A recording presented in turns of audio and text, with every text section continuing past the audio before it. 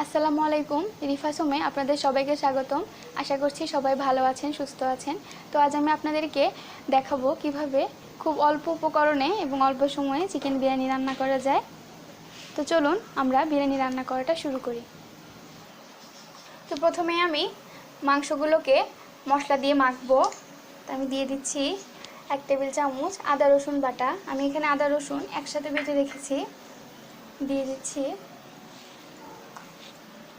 1 table চামচ ধনের গুঁড়ো, 1 টেবিল চামচ জিরার গুঁড়ো।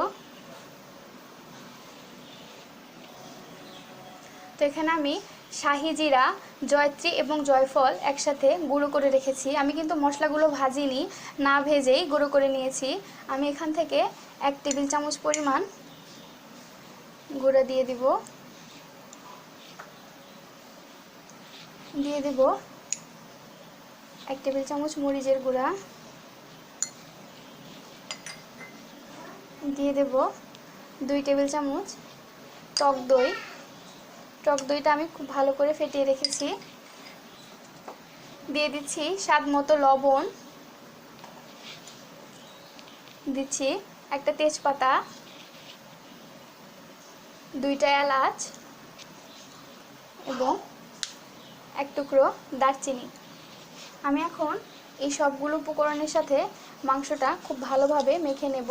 আপনারা চেষ্টা করবেন হাত দিয়ে মাখার জন্যে। তো আমি মাংসগুলোকে সবগুলো মশলা দিয়ে খুব ভালোভাবে মেখে নিয়েছি।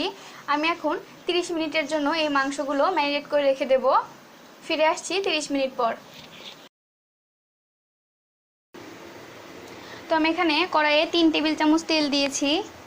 দিচ্ছি 3 টেবিল চামচ পরিমাণ ঘি। আপনারা চাইলে পুরো রান্নাটা ঘিতেও করতে পারেন। এবার আমি তেলটা গরম হয়ে গেছে, দিয়ে দিচ্ছি পেঁয়াজ কুচি।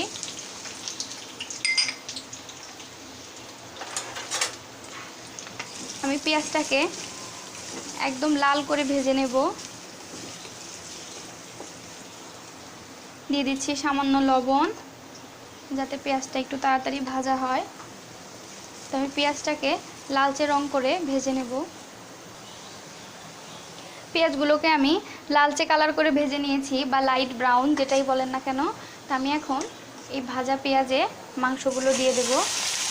আমি এখানে 1 কেজি পরিমাণ মাংস নিয়েছি এবং মাংসগুলো রেগুলার সাইজ করে বা ছোট ছোট করে কেটে নিয়েছি। আপনারা চাইলে মাংসগুলো একটু বড় সাইজ করেও কেটে নিতে পারেন। তো আমি এখন মশলার সাথে পেঁয়াজের সাথে মাংসগুলো খুব ভালো করে মিশিয়ে নেব।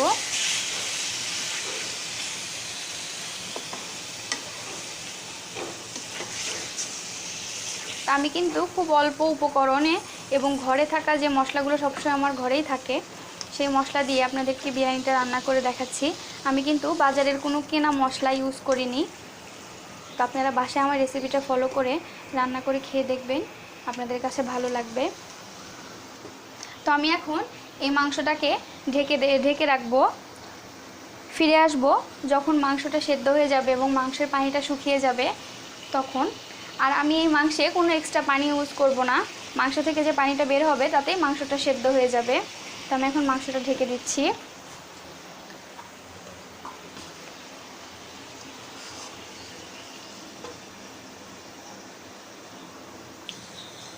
তো আমার মাংসটা রান্না হয়ে গেছে, খুব সুন্দর একটা কালার এসেছে। তো আমি এখন মাংসটাকে নামিয়ে নেব এবং পোলাও রান্নার প্রসেসটা শুরু করব। তো আমি এখানে একটি পাতিল বসিয়ে দিয়েছি। দিয়ে দিচ্ছি তেল।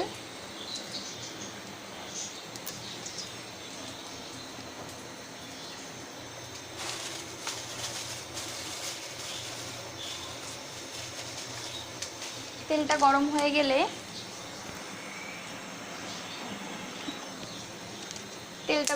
গেলে দিয়ে দিচ্ছি তেজপাতা, দারচিনি এবং 2টা এলাচ।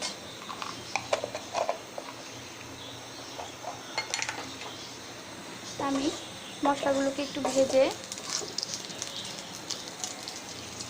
এ পর্যায়ে দিয়ে দিচ্ছি পেঁয়াজ কুচি।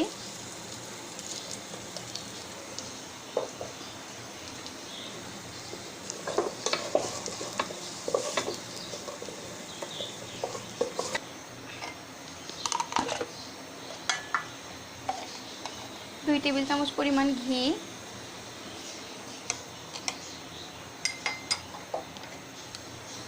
আমি পেঁয়াজটা বেশি ভাজবো না, হালকা ভেজে নেব। এই পর্যায়ে আমি দিয়ে দিচ্ছি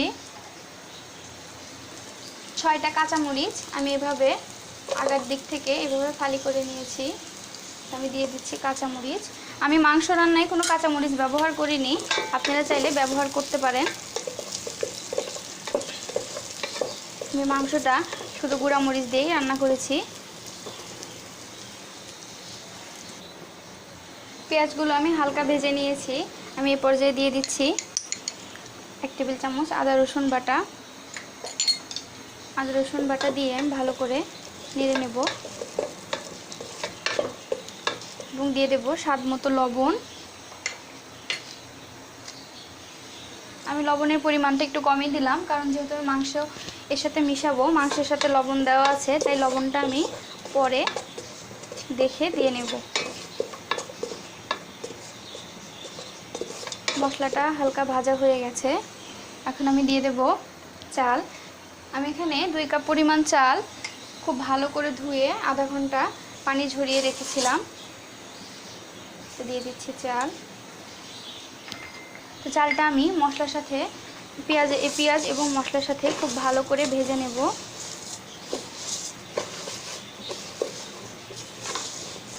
তো চালগুলো আমি খুব ভালোভাবে ভেজে নিয়েছি।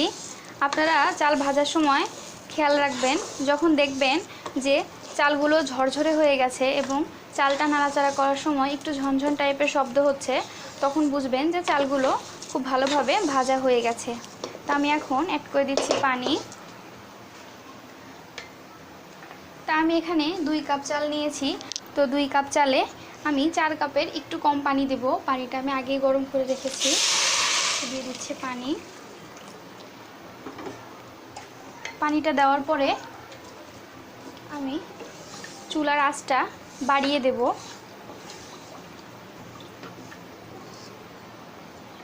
তো আমার পোলাওটা খুব ভালোভাবে বলক চলে এসেছে।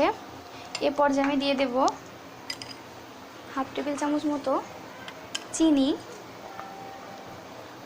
এ পর্যায়ে আমি চুলার আঁচটা মিডিয়াম রাখবো।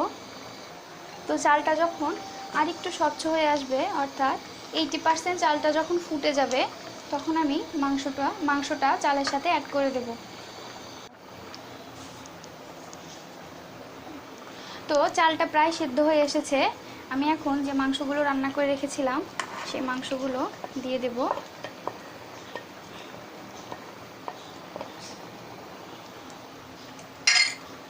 চালের সাথে আমি মাংসগুলো আলতোভাবে মিশিয়ে নেব এবং অপেক্ষা করব পানিটা শুকিয়ে যাওয়া পর্যন্ত। তো পানিটা শুকিয়ে এসেছে। আমি এবার দিয়ে দিচ্ছি 1 টেবিল চামচ পরিমাণ ঘি এবং দিয়ে দিচ্ছি 1/4 চামচ পরিমাণ বা কয়েক ফোঁটা কেওড়া জল। 10 মিনিটের জন্য দমে রাখবো। তা আমি এখানে পানির পরিমাণটা কিন্তু কম দিয়েছি, কারণ যেহেতু আমি রান্নাটা দমে করছি, আমি যদি একটু কম পানি দেই তাহলে বিরিয়ানিটা একটু ঝরঝরে হবে। তো ফিরে আসছি 10 মিনিট পর। তো আমার বিরিয়ানিটা রান্না হয়ে গেছে। আমি এখন একটি সার্ভিং বলে বিরিয়ানিটা বেড়ে নেব।